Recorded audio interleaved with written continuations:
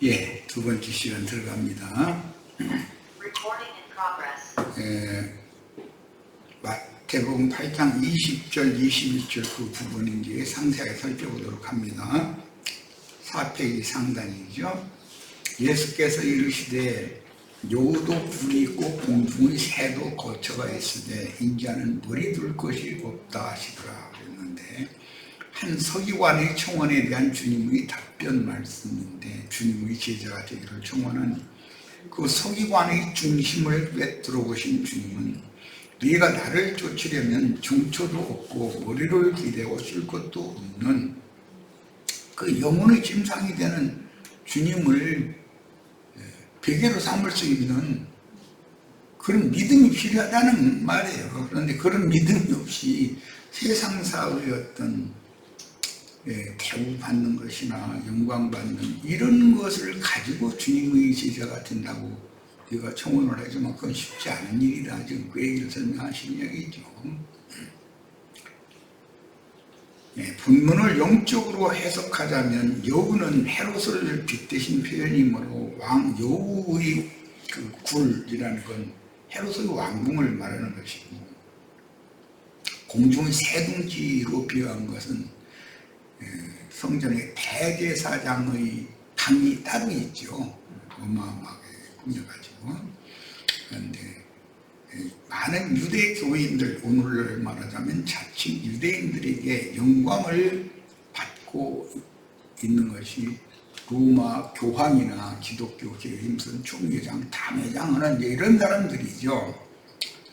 현대교회의 이런 몰지각한 목자들인 교황, 추기경 신부들과 큰 예배당의 목사들, 그들이 자신들이 주님의 제자인 것처럼 떠들지만 그건 미혹하는 말이지, 사실은 주님과 주님의 제자들은 그들처럼 그 영광, 세상에서 영광받는 길을 가지 않았다는 거예요. 제일 중요한 건 이거예요. 이제 22절입니다. 제자 중에 또 한 사람이 이르되 주여 내가 먼저 가서 내 아버지를 장사하게 허락하옵소서. 여기 먼저라는 말은 선후 주님의 제자가 무엇을 먼저 행해야 될 것인지가 중점이라는 걸 알 수 있죠. 본문 말씀은. 본문의 제자는 사도들을 의미하는 것이 아니고 예수님을 메시아라고 믿고 메시아의 가르침을 중심의 믿음으로 받아들인 어떤 사람을 의미하는데, 그는 부친이 죽었으므로 주님의 제자로 복음을 위한 하나님의 일보다 자기 부친을 먼저 장사하게 해달라고 요청하였습니다. 이 제자는 늙어서 죽음을 기다리는 부친을 모시던 사람인데도 예수님과 당시 함께 있었다는 것은 메시아 왕국의 일과 속세의 가장 중요한 일인 부친을 장사하는 사람의 도리 사이에서 머뭇거리고 있음을 보여주며, 당장에 예수를 따르는 것보다 죽은 아버지를 장사하는 일이 당연히 우선이라고 지금 생각하고 있는 중이다. 문장을 보면 그건 누구나 다 알 수 있는 문장 내용이죠. 그런데 이것을 그렇게 문자대로 이것을 읽어서는 안 맞는다는 거예요. 이제 메시아의 왕국이 세상에 실현되는 것이 얼마나 화급한 일인지, 죽은 부친을 장사하는 속세의 가장 화급하고도 중차대한 일, 아버지가 돌아가셨으면 그거보다 더 급한, 세상사 만사 직장에 나가서 이러던 사람은 별거 다 소용없어요. 아버지 장사 돈 치러야죠. 그건 당연한 일이에요. 이것을 그러니까 문자대로만 읽었다가는 큰일 난단 말이에요. 이제. 자, 본문을 오해하면 육적인 부모의 장례를 소홀히 하라고 해석하여 사람이 마땅한 도리를 저버리고 하나님을 위한 일만 한다고, 이제 율법 종교인들이 그러는데 빠질 우리가 많죠. 주장한다면 주님이 가르치신 제자의 도를 크게 오해하고 하나님께 득죄하는 짓이므로 나시린의 율법을 영적으로 해석하신 제자의 도를 바르게 해석해야 합니다. 민수기 6장에 나오는 나시린의 율법에 보면 사망, 시체를 만지면 안 돼요. 거기에 부모, 친척, 동기간이라도 시체를 만지면 안 되는 거예요. 지금까지 나시린이 소원을 잘 지켜왔어도 아버지가 갑자기 돌아가셨다, 어머니가 갑자기 돌아가셨다 그러면 초상 치르고 와야 되니까, 그럼 그동안에 지킨 날 무효회로 새로 시작해야 되는 거예요. 예, 이것은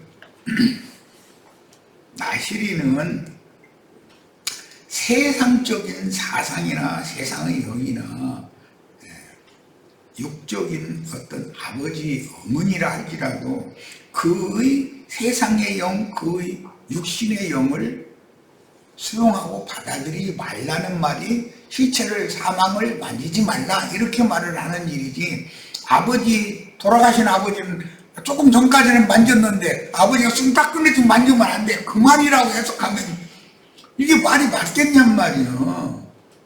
아니, 자기 아버지 돌아가셨는데 시체 수습을 아들이어야지 누가 해. 응? 얼굴도 좀 닦아드리고 뭐 해놓고 나서 손님을 초대를 해야지. 아버지 그 추한 걸로 이제 죽었는데, 아니 아버지 손에 만든다 그랬으니까 그냥 뭐침 이렇게 흘린 거 그러면서 그대로 오서 만약에 손님 불렀다고 그 말이 되겠냔 말이에요. 말도 안 되는 소리죠. 예. 이런 말씀을 읽을 때는 하나님은 영이시기 때문에 영적인 말씀을 하시는 것이지 육신적인 세상사는 하나의 비유로 사용하는 말이다라는 거예요. 그냥 해석이 필요하죠. 자, 열왕기상 19장 19절로 21절, 엘리야가 거기서 떠나 사바스의 아들 엘리사를 만나니 그가 12겨리소를 앞세우고 밭을 가는데 자기는 12째 겨리소와 함께 있더라. 엘리야가 그리로 건너가서 겉옷을 그 위에 던졌더니 그랬어요. 이것은 엘리야의 사명을 엘리사에게 지금 전가시키는 얘기잖아. 위임을 이어가게 한다 그런 말인데, 이것이 이런 말씀이 뭘 설명하는 거냐면 민수기 6장의 나시린의 율법을 영적으로 조금 설명하는 중이다 이거예요. 제자의 도에 대한 예표인데 12겨리소는 12지파, 12사도로 대표되는 주님의 백성들을 대표하는 종들을 상징하며, 구약시대에는 12지파장들이고 신약시대에는 12사도들인 것이죠. 그 당시 엘리사가 이렇게 큰 부자로서 소를 12마리나 기르고 12마리 소가 끓는 쟁기질을 해야 되는 논밭을 가지고 있다면 농토가 많다는 거 아니에요. 만큼 부자라는 뜻이죠. 12겨리소로 밭을 갈았다는 것은 예수님이, 부자 중에 부자 예수님이죠. 12제자들을 통해서 온 지구상의 모든 사람을 천국 복음으로 천국 농사를 하시는 부자라는 것을 암시합니다. 엘리야의 제자 엘리사의 그 사역은 율법과 선지자의 때를 종결하는 침례 요한의 뒤를 이어 메시아의 천국 시대를 시작하여 하나님의 새 일을 수행하신 예수 그리스도의 그 사역을 암시합니다. 구약으로 모세 시대 때로 말하자면 모세가 죽고 여호수아가 그 사역을 승겨받는 것을 말하는 거예요. 그때 모세는 옷을 벗었다 했잖아요. 그 산꼭대기에 올라가서. 그럼 뭐예요? 그 시대는 갔다 그런 말이에요. 여호수아의 시대가 오는 거죠. 이제 그런 것과 같은 얘기예요. 겉옷을 벗는다는 뜻은 엘리야의 죽음을 예고하는 말씀이며 엘리야에게 맡기신 직임이 해제되었다는 뜻이므로, 겉옷을 벗기 싫어도 세상에서 조상이라도 아버지 흐줄그레한 옷 입고 이렇게 막 고통받다 돌아가시는 그런 모습, 막 그냥 얼굴 모습이 깨끗하지 못한 그런 모습 그대로 옷 입은 것도 그냥 밭에 가서 이러다 잔뜩 무슨 그대로 손님을 초대한다는 건 있을 수 없는 거예요. 자식이면 당연히 깨끗한 옷, 그래도 깨끗한 옷으로 갈아입히고 얼굴 뭐 이런데 깨끗이 씻어드리고 그러고 손님들을 초대를 해야 되는 거죠. 아들이 딸이면 그건 당연히 해야 되는 일이잖아. 자, 그러므로 앞서서 본을 보이며 말씀을 대언하셨던 선지자인 영적 아버지의 사명을 이어서 수행하기 위해서는 본토, 친척, 부모, 처, 자녀라도 주님께 부탁하고, 나시린 율법은 그렇게 되어 있죠. 부모, 처, 그다음에 형제 동기간들이라도 시체를 만질 수, 사망을 접촉하면 안 된다 이렇게 되어 있어요. 즉시 사명에 복종해서 실현적인 근족이 주장하며 강요하는 세상의 영과 세상 사고 이런 것을 멀리하고 온전히 들여진 나시인으로서 청결하고 깨끗한 영과 건전한 정신으로 하나님만을 의지하고 끝까지 따라야 된다 그 얘기지. 너 예수 믿는다고 그러고 다니는 나 꼴보기 싫으니까 너 오늘부터는 내 앞에서 성경 읽는 거예요. 절대 그런 거 보이지 말라고 그런다고 해서 네 그렇게 할게요. 그럼 그것이 실제 죽은 자를 만지는 일이다 이게. 뿐만 아니라 예배당 목사한테 가서 설교 듣고 아멘 아멘 하고 앉았으면 그거 뭐 하는 거예요? 시체 만지고 오는 거죠. 사망을 접촉하고 오는 거잖아요. 그런 걸 하지 말라 그런 말이에요. 나시린이면 분별력이 있어야 된다. 하나님이시자라면 세상의 영과 진리의 영에 대한 분별이 없어가지고 해야 되냐 이 말이지. 아버지 돌아가셨는데 정말 그냥 밥 메고 그냥 모시다가 아이고 나 좀 힘들다 그러더니 몸부림을 치시다가 만약에 돌아가셨어. 그러면 흙묻어놓은 허질구레한 그런 옷 입은 채로 얼굴 만지면 안 되니까 지저분한 그런 얼굴 무슨 그대로 아유 나 사망을 만지면 안 돼. 나 나시린이요.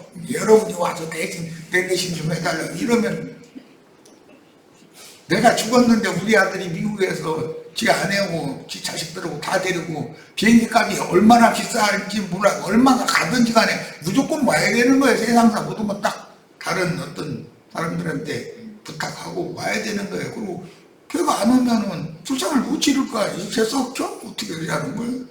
이거 말도 안 되는 거예요. 그래서 성경을 문자대로 이걸 해석하면 안 되는 거다. 부모라도 형제라도 사망을 만지면 안 된다 이 말은 사실은 예배당 목사가 선지자가 그게 아버지인 거예요. 우리 양문이들한테는 영적 아버지잖아요. 형제가 이렇게 아이고 지가 아버지래 또 이러면 할 말 없고 뭐든지 지금 영적은 하나님은 영적인 말씀을 한다 이거예요. 그러니까 예배당 가서 말도 같지 않은 죽은 자의 입에서 나오는 사망의 독을 가서 잔뜩 먹고 마시고 와서 아멘 아멘 하고 그런 짓을 하지 말라 이 말이요. 하나님의 진리의 영을 정확하게 그것만을 따르고 세상의 영은 어떤 일이 있어도 따르지 말아라. 부모 형제 자매가 누구요? 예배당 다니는 사람들은 그 목사하고 그 예배당 신부들이 다 부모 형제 자매들 아니야. 그거 가서 그냥 만지면 안 된다 그 말이요. 이렇게 해석을 해야 맞지. 육신의 아버지나 어머니가 돌아가셨는데 그 고생하면서 돌아가셨는데 그 옷이나 해가면 뭐 사람들 와서 보면 얼마나 멸시할 거예요. 정중히 그 어른이 이렇게 사시지만 자식을 위해서 이렇게 헌신하시고 이렇게 하시고 사유를 위해서도 정말 그러시더니 이제는 때가 되어서 돌아가셨다. 평안에 들어가시길 바란다. 이런 말이라도 들으려면 옷이라도 좀 깨끗이 입혀드리고 얼굴도 좀 손발도 좀 흙 잔뜩 묻은 채로 놔두지 말고 씻어드리고 자식이 맨 앞에서 보는 게 자식들 앞에서 죽는 건데 자식들이 그걸 해드리지도 않고 손님 다 초대하면 뭐가 되냔 말이에요. 사실은 지 얼굴에 침 뱉는 짓이지 그게. 이제 뭔 말인지 아시겠죠? 나시린이면 영적 진리에 대한 분별력이 그렇게 중요한 거예요. 이 말을 이 말 속에는 사망의 독이 가득한지 이건 생명이 충만한 빛이 충만한 가르침이지 이런 것은 분별해서 하나님의 나시린이면 오직 하나님의 생명과 진리의 말씀 그 영을 따라야지 세상의 영을 절대로 접촉하면 안 된다 그런 말이에요. 이렇게 해석을 해야만 나시린의 법을 바로 해석하는 거 제자의 도를 바로 가르치는 거예요. 만약 문자대로면 그 예수님이 완전 불상문 만들어 놓는 짓이요 그게. 자, 겉옷을 벗는다는 뜻은 엘리야의 죽음을 예고하는 말씀이고 엘리야에게 맡기신 직임이 해제되었다는 뜻이므로 선지자가 자신의 겉옷을 누구에게 던져주는 것은 자신이 행하던 선지자로서의 사명을 이어서 수행하도록 제자에게 위임한다는 뜻입니다. 그러므로 앞서서 본을 보이며 말씀을 대언하셨던 선지자의 영적 아버지의 사명을 이어서 이게 육신의 아버지를 말하는 게 성경에서는 엘리사가 엘리야 보고 아버지요라고 하잖아요. 그럼 혈연적인 아버지가 아니잖아. 바울이 디모데를 내가 복음으로 난 아들이다 그러는데 복음으로 낳았다는 혈연으로 낳았다는 말이 아니잖아. 부자관계인데 이런 성경의 예를 잘 이해를 하셔야 돼요. 네, 본토 친척 부모 처자녀라도 주님께 부탁하고 즉시 사명에 복종해서 혈연적인 근족이 주장하며 강요하는 세상의 영과 정신을 멀리하고 이해하셨죠? 이제 신부 목사들이 세상의 말로 이러쿵저러쿵 해서 그거 아멘 아멘하고 무조건 받아들면 안 된다 이거예요. 온전히 들여진 나시린으로서 하나님의 영과 정신을 따라야 한다는 뜻입니다. 마가복음 10장 28절로 31절 거기에 보면은 마가복음 여기를 한번 보겠습니다. 10장 보겠습니다. 중요한 내용이 좀 거기 있어서 28절부터입니다. 베드로가 여자와 이르되 보소서 우리가 모든 것을 버리고 주를 따랐나이다. 예수께서 이르시되 내가 진실로 너희에게 이르노니 나와 복음을 위하여 집이나 형제나 자매나 어머니나 아버지나 자식이나 그랬는데 아버지나 이가 있죠? 아버지나 앞에 아라비아 숫자 2라는 아라비아가 숫자가 있죠? 이 성경 색도를 안 보나 왜 대답이 없습니다. 나라기에 보면 아버지나 아래에 아내나가 있음 이렇게 돼 있어요. 그러니까 아버지나 아내도 버린다. 모든 것을 버렸다는 말은 아내도 버린다 이 말이에요. 만약 이걸 문자로 해석하면 다 이혼해야 돼. 이제 예수님을 제자 되려면. 그렇죠? 아버지도 버려야 되고 저 혼자 살랐어 그야말로. 이게 완전 불상론 만들어 놓는 얘기 아니에요. 만약에 주님의 제자가 되려면 문자대로 이렇게 해야 된다면 그게 그런 뜻이겠냐. 그럼 베드로가 모든 것을 버렸다 그래서 아내도 버린 거잖아요. 그런데 실제로는 아내 데리고 다녔다고 되어 있죠 성경에. 그러니까 이걸 문자로 해석해서는 안 맞는다는 말을 내가 얘기하려고 얘기하는 거예요. 문자대로 성경을 해석하면 안 된다. 자, 엘리야와 엘리사 이야기입니다. 열왕기상 19장 20절 그가 소를 버리고 엘리야에게로 달려가서 이르되 청하건대 나를 내 부모와 입맞추게 하소서. 이별 좀 하고 오겠습니다 그 말이죠. 그리한 후에 내가 당신을 따르리다. 그러니까 엘리야가 그에게 이르되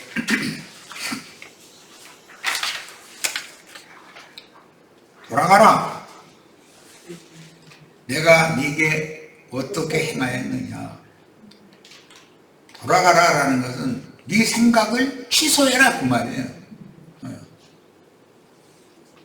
내가 네게 어떻게 행하였느냐 이러면 내가 네게 무엇을 분보이면서 삶을 가르쳤느냐 이 말이에요. 엘리사가 그를 떠나 돌아가서 한 결의소를 가져다가 돌아가라 했으니까 이제 돌아간 거 이제는 12결의소로 반만 깔고 있을 때가 아닌 것이죠. 제자의 길을 이제 따라가야죠. 이제 세상사 다 이제 놔버리고 결의소를 가져다 잡고 소의 기구를 불살라 그 고기를 삶아 백성에게 주어서 먹게 하고 일어나 엘리야를 따르며 수종들었더라 이렇게 되어 있어요. 신약에서 바울 사도의 최초의 수종자가 마가의 요한이었죠. 나중에 신라로 바꿨죠. 바울 사도의 수종자는 베드로의 수종자가 되었죠. 마가 요한은 이제 거기 수종든다는 말이 이제 거기 나왔어요. 창세기 12장 1절로 3절 여호와께서 아브라함에게 이르시되 너는 너의 고향과 아브라함에게 지시한 이 말씀이 나실인의 법이고 제자의 도에 관한 말씀인 거예요. 네. 너는 너의 고향과 친척과 아버지의 집을 떠나 내가 네게 보여줄 땅으로 가라 그랬어요. 이 말씀에 근거해서 나신의 율법이 정해진 거다 이런 말이에요. 큰 강의 저편에서 바벨의 우상을 섬겼던 아브라함의 아버지가 데라죠.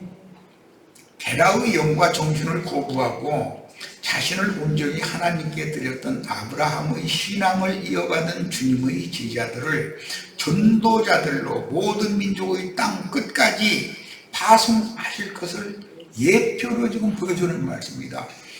나실인의 율법은 아브라함을 완전히 본토 친척 아버지 집을 떠나서 내가 네게 지시할 땅으로 가라라는 그냥 보내는 게 아니죠. 전도자들을 보내는 건 전도하라고 보내는 것이지 그 근원을 잘 생각을 하셔야 돼요. 내가 너로 큰 민족을 이루고 네게 복을 주어 내 이름을 창대하게 하리니 너는 복이 될지라. 너를 축복하는 자에게는 내가 복을 내리고 너를 저주하는 자에게는 내가 저주하리니 땅의 모든 족속이 너로 말미암아 복을 얻을 것입니다. 아브라함이 전도자로 나가서 전도를 하면 아브라함을 영접하고 아브라함의 증거를 받아들이면 복을 받는 거예요. 아브라함이 전도를 거절하면 저주를 받는다 그 말이에요. 이거. 마가복음 10장 28절로 31절 아까 우리 살펴봤는데 인용을 했으니까 읽어봅니다. 베드로가 여자와 이르되 보소서 우리가 모든 것을 버리고 주를 따랐나이다. 베드로가 모든 것을 버리고 온전히 주님만 따랐다는 뜻은 세상의 영과 정신을 버리고 주님의 영과 정신만을 따랐다. 지금 이건 영적 해석이 필요한 말들이다라는 거예요. 는 뜻이니 문자대로 하면 안 맞는 말이죠. 베드로는 그의 아내와 함께 전도 여행을 했어요. 전도 사명을 수행했어요. 29절 예수께서 이르시되 내가 진실로 너희에게 이르노니 나와 복음을 위하여 집이나 형제나 자매나 어머니나 아버지나 하고 자식이나 했는데 아버지나 아내나가 있다 이거예요. 만화기에 보면 그게 있어요. 아내나 자식이나 전토를 벌인 자는 현세에 있어 집과 형제와 자매와 어머니와 자식과 전토를 100배 남았대. 어머니가 100명 되면 뭐가 되겠어요? 아버지가 100명이 되면 뭐가 돼? 그 문자 내려서 가면 너무 안 맞는 말이지 않냐 그 말이에요. 땅 한 평 샀는데 100평이 돼버려? 전토가 100배로 늘어나버려? 문자대로 성경을 해석하면 안 된다는 걸 내가 지금 강조하는 바예요.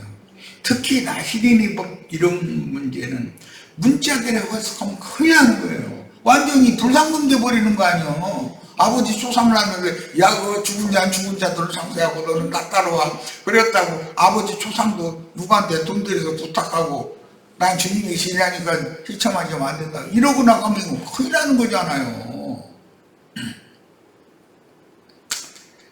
네, 100배로 받되 박해를 경하여 받고 내세의 영광을 받지 못할 자가 없느니라 해놓고 나서 31절 아주 중요합니다. 그러나 먼저 된 자로서 나중되고 나중된 자로서 먼저 될 자가 많으니라 그랬어요.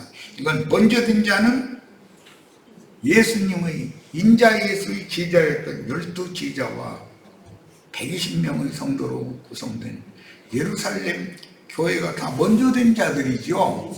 그런데 안디옥 교회가 나중된 자들이었으나 이방인의 교회가 먼저 되고 예루살렘 교회는 나중되는 이치가 이미 예시가 된 것이다. 이건 내가 몇 번을 말씀을 했어요. 그것은 어제 우리 이제 성경 읽기에 나왔는데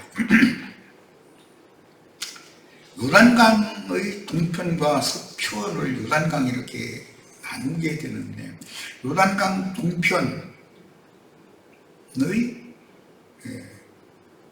아모리 왕 시온과 바산 왕 옥의 영토를 르벤과 갓과 므낫세 반 지파가 약속으로 먼저 그 동편에서 기업을 받죠. 그럼 거기에서 그냥 머무르는 게 아니고 그 군대들이 무장하고 선두부대가 되어서 가나안 땅 서편에 가면 전쟁을 먼저 수행을 해야 된단 말이에요. 그래서 혈통적인 이스라엘 12지파 중에서 뽑아낸 12사도들과 120명의 교회가 뭐 무장한다는 건 성령의 진리의 성령, 생명의 성령으로 진리의 검으로 뭐 투구로 믿음의 투구로 이렇게 다 전신 갑주를 입는다 이제 그 말인데 왜 그러느냐? 세상의 영들과 접전해서 대적을 해야 되는데 그들이 앞장서서 해야 된다. 그래서 12사도들과 120명의 성도들이 땅끝까지 복음을 전할 때 맨 먼저 앞장서서 전쟁을 시작을 하는 거예요. 그런데 이방인 충만이 차면 그때서 그들이 요단을 역으로 다시 돌아와서 자기네들의 기업을 받는다는 말이에요.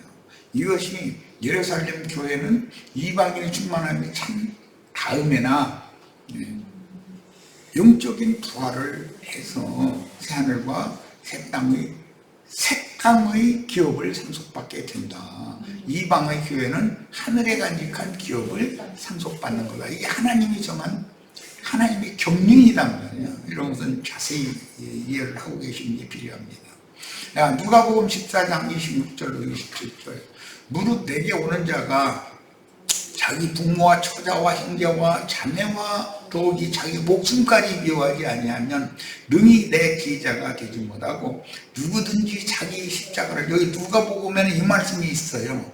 자기 십자가를 지고 나를 따르지 않는 자도 능히 내 제자가 되지 못하리라. 그러니까 주님은 주님의 십자가 몫이 있는 거고 제자들은 제자들 몫의 십자가가 있다는 말이죠. 이걸 이제 바울 사도는 그리스도의 남은 고난을 내 육체에 채운다 이렇게 표현을 했어요.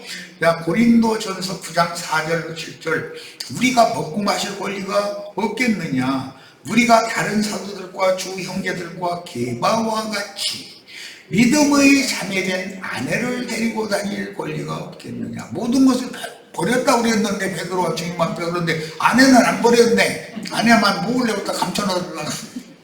그랬다는 말이 아닐 거 아니야.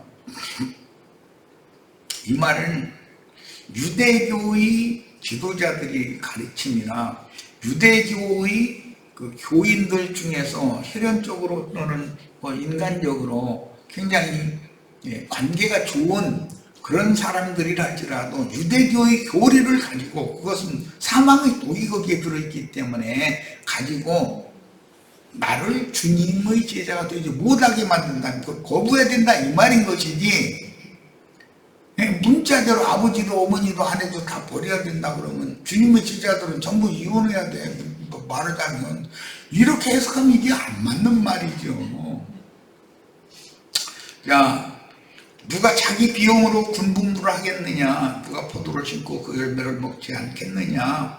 누가 양떼를 기르고 그 양떼의 젖을 먹지 않겠느냐? 이것은 뭐 구약 성경에 이제 레위인들은 성막에서 밖에 나갈 수 없도록 정해졌죠. 그런데 그럼 레위인이라고 해서 항상 성막에 레위인이 전체가 모여서 봉사를 하느냐? 그게 아니라는 거예요. 단번을 정해놓고 자기 단번된 차례만 성막에 들어가서 성막 밖으로 나오면 안 되고 그 일을 하나님의 일을 전적으로 해야 되니까 이렇게 해서 교대로 일을 했다.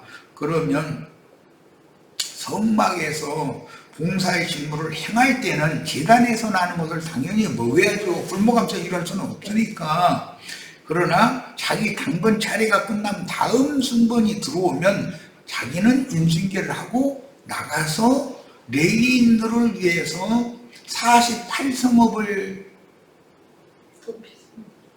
따로 내놔야겠죠. 그리고 또 제사장들의 성업을 6성업을 48성업 중에서 또 골라주죠. 그래서 그들에게 주어진 그 기업에 가서 평상시에는 목축도 하고 농사도 짓고 할 일을 세상사는 다 하는 거예요. 당번이 차례가 되면 성막에 들어가서 자기 차례대로 일하는 거예요. 이런 얘기는 쏙 빼놓고 목사들은 그걸 모르느냐? 다 알고 있어요. 알면서 엉뚱한 소리 하는 게 그게 처죽을 아저씨들이지. 레인들이니까는 헌금만 받아서 살고 세상에 일을 하면 안 된다 이렇게만 주장하는 거. 그 구절만 쏙 빼서 읽어가면서 그 구절이 없느냐. 성막 봉사에 들어가면 세상 일을 하면 안 되죠. 당연히 하나님의 일을 하러 들어갔는데 이걸 자세히 설명하지 않고 이거라고. 레인들은 세상 일을 하지 않고 성막에서만 일했다고. 이러니까 얼마나 길게 간계하고 교활한 말이냔 말이야. 진리를 왜곡시키느라고. 진리를 사람이 생각으로 그렇게 함부로 변개시키고 이러면 안 되죠. 사실을 사실대로 가르쳐서 판단하고 진리를 옳게 따르도록 가르치는 것이 나신의 주님의 참 제자의 길을 가는 자들이 하는 일이라는 거예요. 그건 이제 내가 예로 들어서 엉뚱한 세상 북해하는 사람들이 엉뚱한 걸 주장을 하기 때문에 내가 이런 얘기까지 하는 것이고, 자 어쨌든 오늘 제자의 도에 관한 말씀을 일단 여기까지서 마치고 다음 자료를 또 갖다 한 번 더 해야 되겠네. 말이 많아져서 그래. 내가 이거 우리 자매는 당신 말이 너무 많다고 그러는데 이런 것을 꼭 가르쳐야 되는 것을 빼놓고 그냥 대충 넘어갈 수도 없는 일이고. 자 다음 화요일 날 그러면은 토요일 날? 토요일 날 우리 집으로 오시면 되겠네. 7페이지 중반부. 다음 토요일이면 4일 날이네. 1월 4일 날. 이 자료를 한 집회를 한 번 더 해야 되겠네. 가지고 오세요. 자, 오늘 집회 모두 마칩니다.